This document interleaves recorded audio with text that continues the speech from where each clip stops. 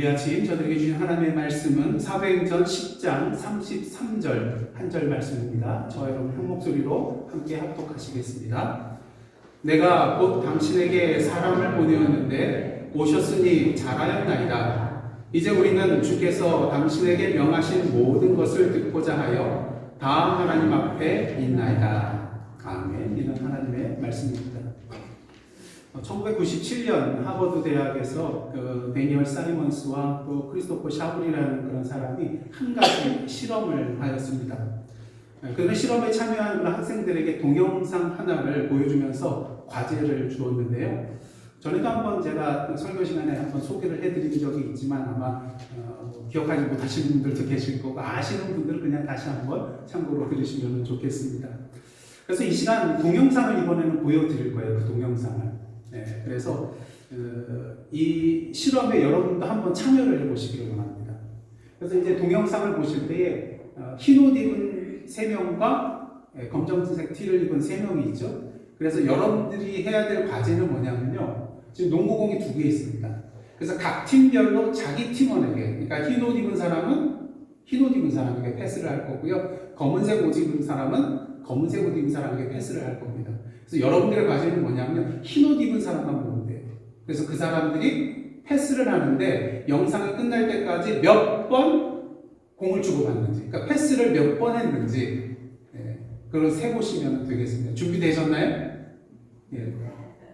흰 옷 입은 사람이 흰 옷 입은 사람한테 패스를 할 때 그게 이제 유용한 수저입니다. 그래서 몇 번을 패스했는지 지금부터 한번 세보시기를 원합니다. 예.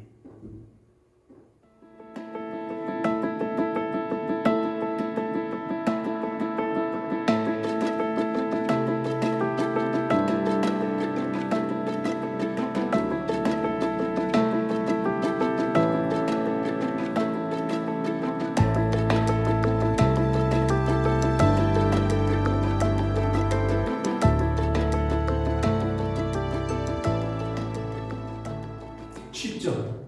예. 자, 전에 보셨던 분은 또 아마 같이 세셨을 거예요. 그래서 몇 번 패스를 했나요? 16번. 정답입니다. 어떻게 그렇게 잘하세요? 네. 16번 맞습니다. 그런데 사실 이 실험의 과제는 따로 있어요. 뭐냐면, 여러분들이 이 영상을 보실 때 고릴라 한 마리 지나가는 거 보셨어요? 보신 분 한번 손 들어보세요. 예. 예. 무슨 고릴라냐고 사람밖에 없었는데 근데 고릴라가 들어왔다 나갔어요. 그것도 가슴을 한번 치고요. 거짓말 같다고 한번 다시 보여주세요. 그 고릴라 나오는 장면 한번 보여드리겠습니다.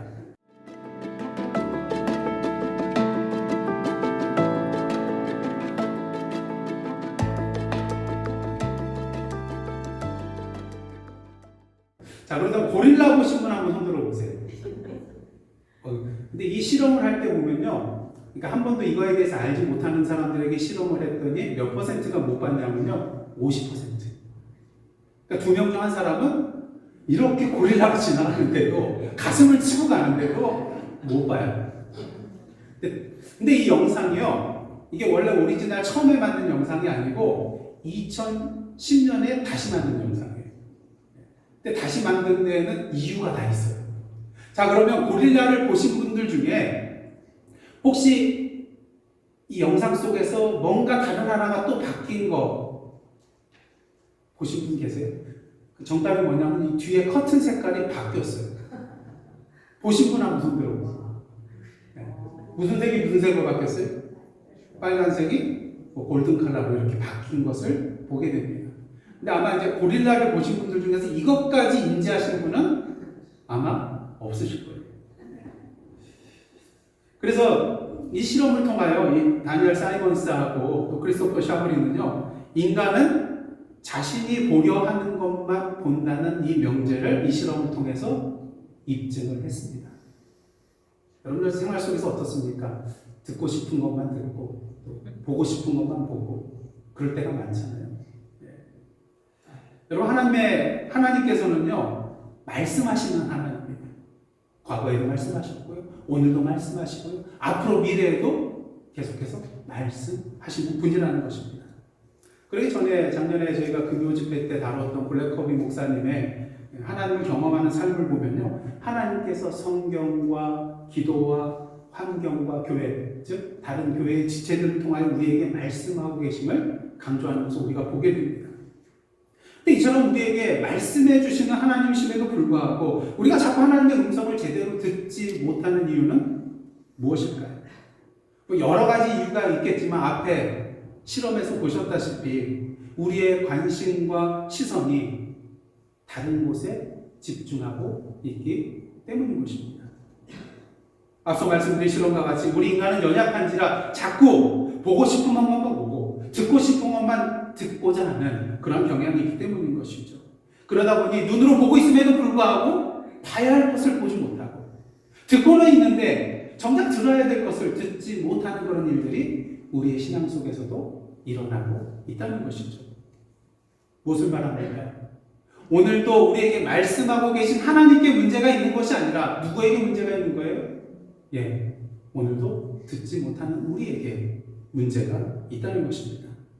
그런 의미에서 오늘 저와 여러분은 정말로 하나님의 말씀을 제대로 보고 있는지, 제대로 듣고 있는지, 정말로 필요한 것을 보고 있는지, 정말로 필요한 것을 듣고 있는지 다시 한번 돌아봐야 될 줄 믿습니다.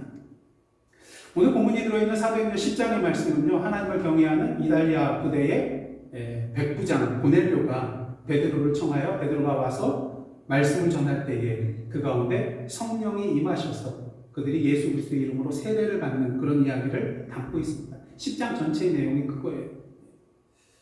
고넬료는 환상 속에서 하나님의 사자가 나타나서 뭐라고 합니까? 요바에 가서 요바에 있는 베드로를 데리고 오라, 청하라, 그 말씀을 합니다.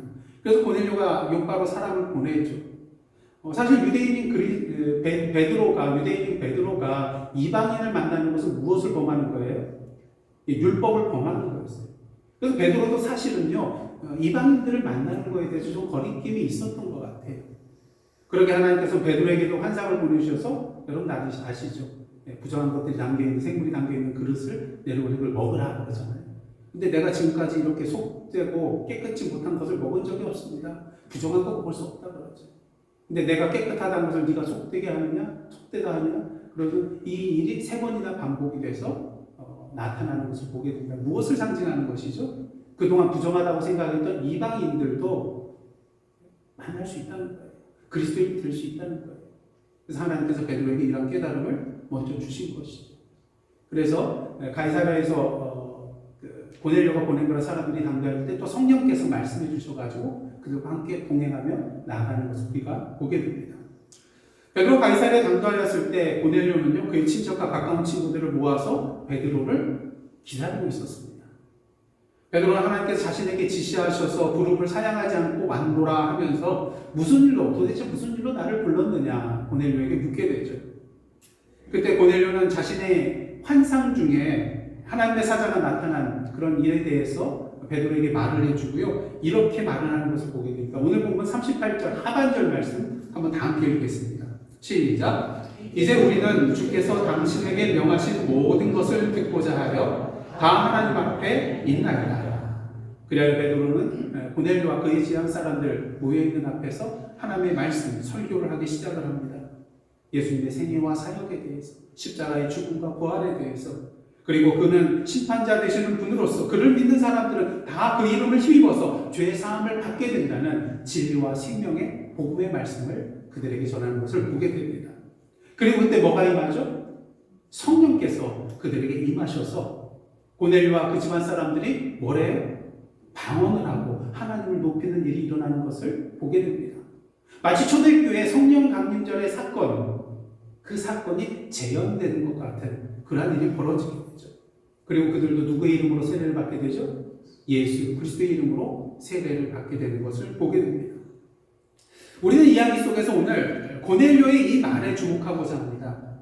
이제 우리는 주께서 당신에게 명하신 모든 것을 듣고자 하여 다 하나님 앞에 있나이다.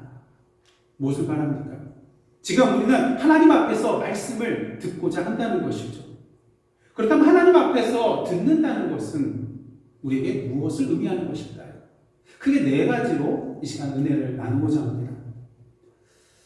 한번 따라해 보시길 바랍니다. 첫째로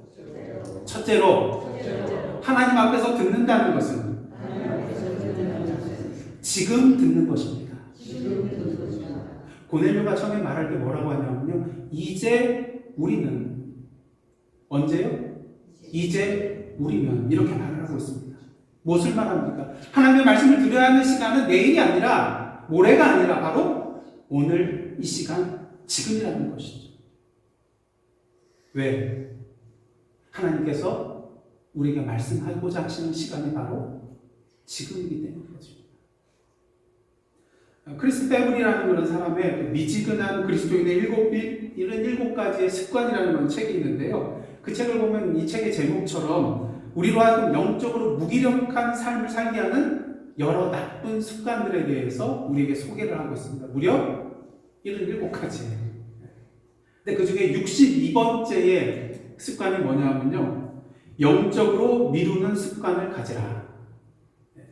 영적으로 미루는 습관을 가지라. 그러면서 이러한 삶을 사는 사람들의 좌우명이 뭔지 알려주고 있어요. 한번 잘 들어보세요. 오늘 쉽게 할 수 있는 일이라면 내일이라고 왜 못하겠는가? 그럴듯해요. 오늘 할 수 있는데 뭐 내일 못하겠느냐? 내일 하지. 근데 내일 해요? 오늘 할 수 있는데 내일 하지. 이번 달 할 수 있는데 다음 달 하지. 올해 할 수 있는데 또 내년에 또 하지 뭐 그러면. 이렇게 계속해서 미루게 된다는 거예요. 하지만 문제는 무엇입니까? 오늘이라는 시간은 지나가면 다시 돌아올 수 없는 시간이라는 거예요. 그리고 내일은 우리의 시간인가요? 아니요. 하나님께서 우리에게 허락하실 때만이 내일은 우리에게 오늘이 된다는 것이죠. 그러니까 내일이 내 것이 될 수 없을 수도 있다는 것입니다. 만약 하나님께서 저와 여러분의 이름을 부르셔서 이제 하나님 앞에 서셨다고 한번 생각을 해보세요. 그리고 하나님께서 저희들에게 질문한다고 생각해 보세요. 야, 너는 땅에서 살아가는 동안 내가 그렇게 계속해서 말하는데 왜 거들떠보지도 않았니? 왜 듣지도 않았어? 그때 여러분 뭐라고 대답하시겠습니까? 내일 들으려고 했어요. 그렇습니다. 하나님 앞에서 듣는다는 것은요. 언제요? 내일이 아니라 바로 지금 오늘 이 시간 듣는 것을 의미한다는 것입니다. 바라기는 오늘도 매일매일 내일이 아닌 오늘 이 시간 하나님의 음성을 듣는 은혜를 누리시는 저와 여러분의 삶이 되시기를 주님의 이름으로 축복합니다. 그 다음 둘째로요. 한번 따라해 보십시오. 하나님 앞에서 듣는다는 것은 간절함으로 듣는 것입니다. 고넬료와 그와 함께 있던 사람들이 이제 바로 지금 하나님의 말씀을 듣기 위하여 베드로를 기다리고 있었습니다. 기다렸다는 것은 무엇을 의미하죠? 그들의 마음속에 뭐가 있었다는 거예요? 간절함이 있었다는 거예요. 간절함이 없을 때는 기다릴 수 없거든요. 간절하니까 1%의 가능성만 있어도 기다리게 되더라고요. 간절함이 있어서. 그리고 그런 간절함이 있다는 것은요, 그 일이 자신의 삶의 우선순위의 몇 번째라는 거예요? 첫 번째라는 거예요. 사실 하나님의 말씀을 듣는 거 기다릴 필요 없어요. 저희들 손에 이런 성경책이 들려있지 않더라도 여러분들 꼭 품고 다니는 게 뭐가 있어요? 셀폰. 이거 성경 앱도 있어서 그냥 찾아서 할 수 있어요. 그리고 설교를 듣고 싶으면 유튜브 찾아가지고 내가 듣고 싶은 성경 구절이 뭔지 그걸 검색하면 유명한 목사님들 설교 말씀 쫙 나오는 것을 보게 됩니다. 그렇습니다. 오늘도 우리가 만약에 하나님을 듣지 못하게 된다면 그것은 내 옆에 성경책이 없어서가 아니라 우리의 우선순위가 하나님의 말씀을 듣는 데 있지 않기 때문이라는 것이죠. 드라마를 보고요, 쇼핑을 하고요, 스포츠 경기를 볼 시간은 있어서 하나님의 말씀을 읽고 묵상하고 들을 시간은 없다는 것이죠. 왜? 우선순위가 저 뒤에 있거든요. 하나님의 말씀에 대한 뭐가 없다는 거예요? 간절함이 없다는 것입니다. 그렇게 베드로는 베드로전서 2장 2절 상반절을 통해서 여러분들이 잘 아시는 말씀인데요. 이렇게 말하고 있습니다. 다 함께 공독하겠습니다. 시작. 갓난아이들 같이 순전하고 신령한 젖을 사모하라. 지난번에 제가 종이컵 준비해놓고 안 갖고 올라왔다고 그랬잖아요. 요번에 뭐 안 갖고 왔는지 아세요? 어제 젖병을 사가지고 테스트까지 하고 제 책상에 딱 놔뒀는데 오늘 아침에 또 일찍 나오다 보니까 이 젖병을 안 가지고 왔어요. 있다고 생각하시고. 네. 전에 제가 유년부 맡아서 할 때 게임을 많이 했어요. 아이들 좋아하잖아요. 근데 이제 레크레이션 시간에 젖병에 있는 음료수를 딱 준비를 해놓고 이 음료수를 누가 빨리 마시나 쭉쭉 빨아서 쉽지 않잖아요. 네. 그래서 그 전에 뭐 해야 돼요? 제가 먼저 테스트를 해야죠. 왜냐면 유년부 아이들 이거 빨다가 숨 막히면 안 되잖아요. 네. 그래서 이렇게 빨아보니까 쉽지 않더라고요. 그래서 어떻게 했을까요? 바늘을 가져다가 구멍을 더 뚫고요. 또 구멍을 막 넓혀놨어요. 그러니까 좀 아이들이 할만하더라고요. 그런데 이렇게 젖병을 있는 음료수를 마시는 것도 힘든데 엄마 젖을 빠는 거는요. 전문가들에 의하면은 이 젖병 빠는 것보다도 30배에서 60배 더 힘들대요. 네. 결코 쉬운 일이 아니죠. 그럼에도 불구하고 아기들이 어떻게 해요? 엄마 젖을 사력을 다해서 빱니다. 그 이유는 뭐예요? 그게 자기 생명이잖아요. 자기 생명이잖아요. 그래서 젖 먹던 힘까지 다 한다는 그런 말이 있습니다. 무슨 말이에요? 마지막 있는 힘까지 최선을 쏟아부어서 다 한다는 거예요. 사실 젖 먹던 힘은 어떤 힘이에요? 자기 뭘 거는 힘이에요? 목숨 걸고 하는 힘이에요.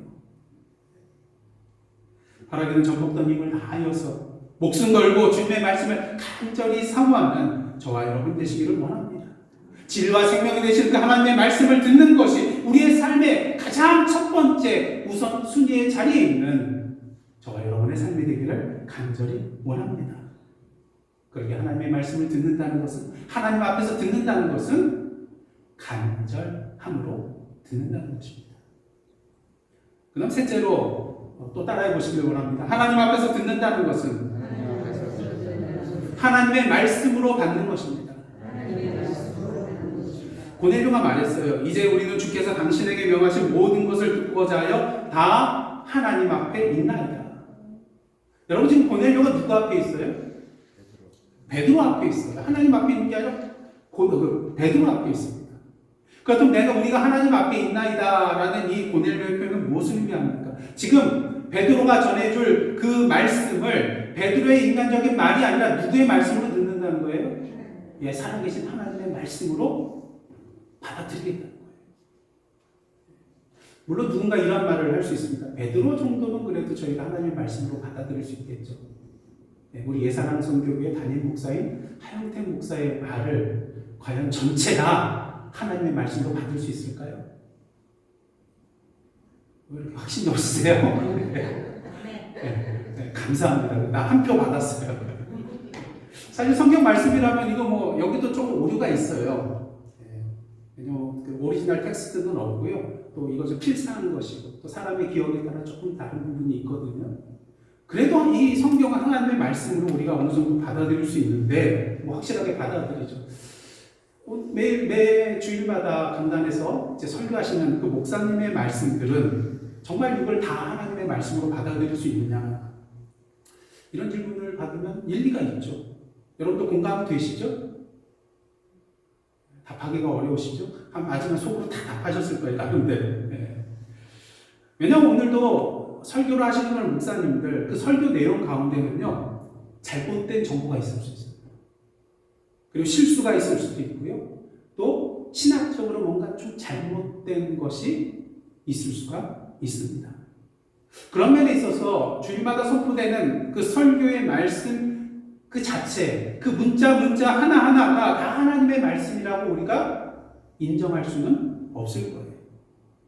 하지만 그럼에도 불구하고 이 목사님들의 설교를 하나님의 말씀이라고 할 수 있는 근거가 있습니다. 그 근거는 뭐냐? 성령 하나님의 인도하심과 역사하심입니다. 아시다시피 하나님의 말씀은 뭐로 된 거예요? 하나님의 감동으로 된 거예요. 그러게 성령께서 오늘도 우리의 영안을 밝혀주셔서 이 말씀을 가르쳐 주시고 깨우쳐 주시지 않을 때에는 이 성경의 내용은 우리에게 하나님의 말씀이 될까요? 되지 않을까요? 되지 않는다는 거예요. 그냥 그에 불과하다는 것이죠. 수많은 사역이 종파나 이단 종파들을 한번 보시기를 바랍니다. 똑같은 성경을 보는데 잘못된 길로 나아가요. 왜? 성령의 가르치심과 깨우치심 없이 자기 멋대로 해석하고 자기 멋대로 가르치기 때문인 것입니다. 그냥 자기가 해석하고 싶은 대로, 자기가 보고 싶은 대로, 자기가 듣고 싶은 대로 하기 때문인 것이죠. 그런 이유에서 하나님의 말씀이 진정 하나님의 말씀이 되는 것은 무엇을 통해서예요? 성령의 역사하심을 통해서만이 가능하게 된다는 것입니다. 설교도 마찬가지죠. 목사님들이 설교를 준비할 때에 누구의 인도하심을 가지고 설교 준비를 할까요? 인간적인 마음과 함께 아니에요. 기도하고 또 성령의 인도하심과 감동해 주시는 그러한 인도하심 가운데에 설교 말씀을 준비를 합니다. 물론 그 가운데 실수나 잘못된 내용이 들어갈 여지는 분명히 있어요.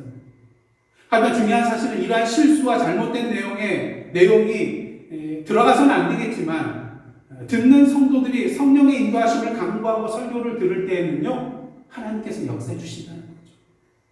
그 부족한 설교를 할지라도 하나님께서 역사하셔서 성령의 인도하심을 통하여 성도들로 하여금 들어야 될 것을 듣게 하시고 보아야 될 것을 보게 하시고 깨달아야 될 것을 깨닫게 해주시는 그러한 역사가 이 설교 시간에 일어난다는 것입니다.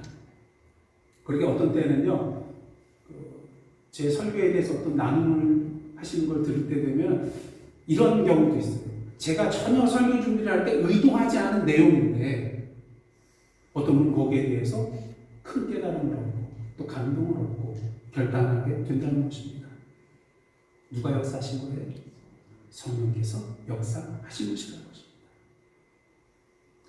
시편 119편을 보시면요, 시인이 주의 말씀에 대해서 뭐라고 간구하냐면요, 33절 상반절, 34절 상반절 한번 다 함께 읽겠습니다. 시작. 여호와여, 주의 율례들의 도를 내게 가르치소서.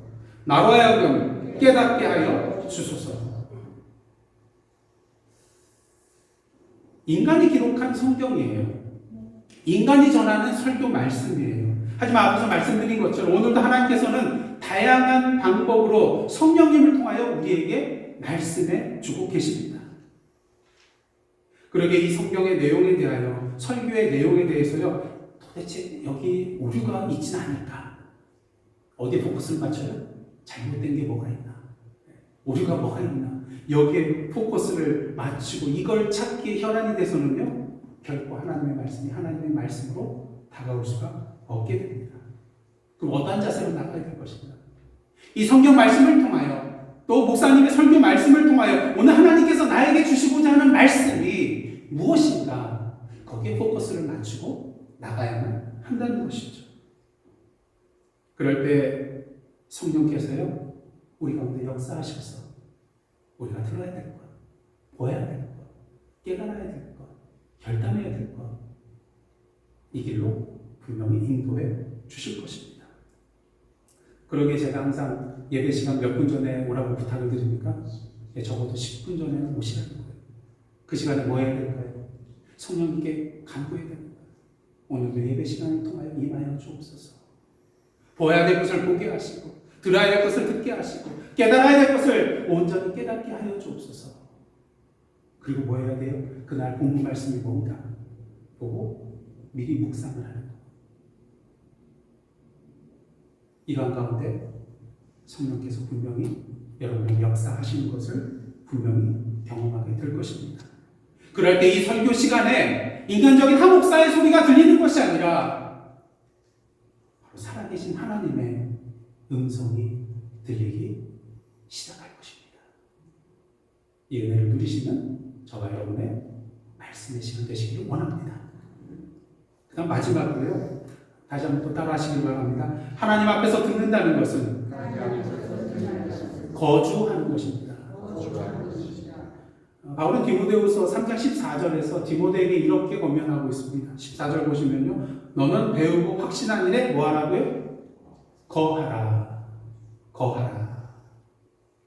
한마디로 말씀 안에 거주하며 살라는 거예요. 여러분들 다 집에서 사시죠? 집 없으신 분 계세요? 다 집에서 사시잖아요. 그러면 이제 집안에서 거주하며 산다는 게 뭡니까? 여러분들 가전제품 다 있으시죠? 가구들 다 있으시죠? 그거 손 안 대고 그냥 사시는 분 계세요? 다 이용하시잖아요.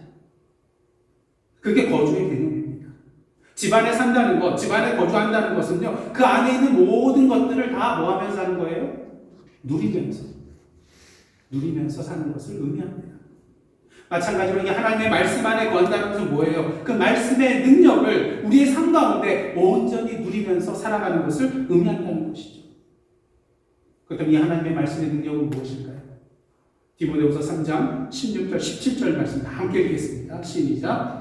모든 성경은 하나님의 감동으로 된 것으로 교훈과 책망과 바르게 함과 의로 교육하기에 유익하니 이는 하나님의 사람으로 온전하게 하며 모든 선한 일을 행할 능력을 갖추게 하려 함이라. 아멘. 이게 말씀의 능력이에요.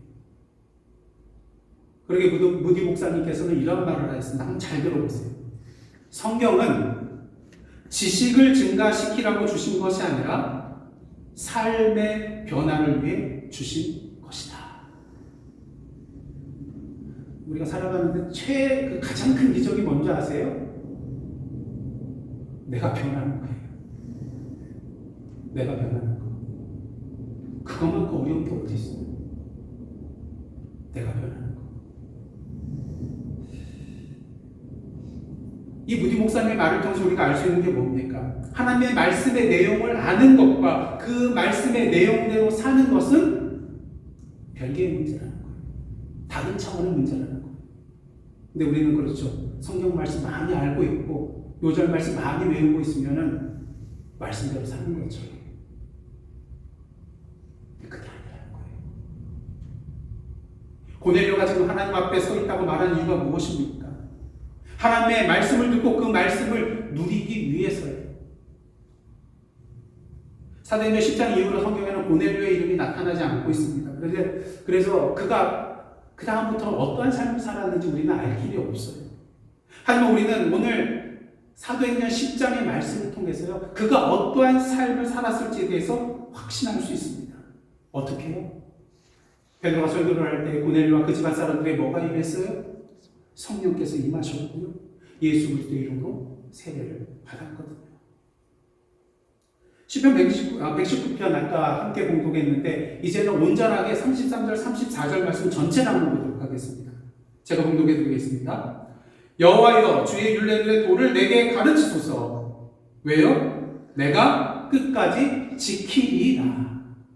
나로 하여금 깨닫게 하여 주셔서. 왜? 내가 주의 법을 준행하며 전심으로 지키리라. 여러분, 말씀을 가르쳐달라고, 깨닫게 해달라고 강구하는 궁극적인 목적이 뭐예요? 끝까지 지키겠다는 거예요. 전심으로 지키겠다는 거예요. 그래서 끝까지 해당되는 히브리어는요, 발 뒤꿈치까지라는 그런 뜻으로도 번역이 될 수 있습니다. 무엇을 의미하면요, 머리 끝에서부터 발끝까지 철저하게 지켜나가겠다는 거예요. 그리고 이 단어는요, 또한 종말이라는 의미도 가지고 있다고 합니다. 그럼 어떻게 해석이 돼요? 인생의 마지막까지 지키겠다는 거예요. 그리고 34절 전심으로 지키게 했다고 했는데 이 전심이라는 말은요, 갈라진 두 마음이 아니라 하나의 마음으로 이런 의미를 가지고 있다고 합니다. 다른 데 마음을 빼앗기지 않냐고 흔들리지 않냐고 오직 자신의 마음을 주님의 말씀에 두고 행하며 나아가겠다는 그런 의미인 것이죠. 자전거가 여러분에게 주어졌습니다. 자전거가 어떻게 움직이며 나아가게 되는지 알고 깨닫게 되었습니다.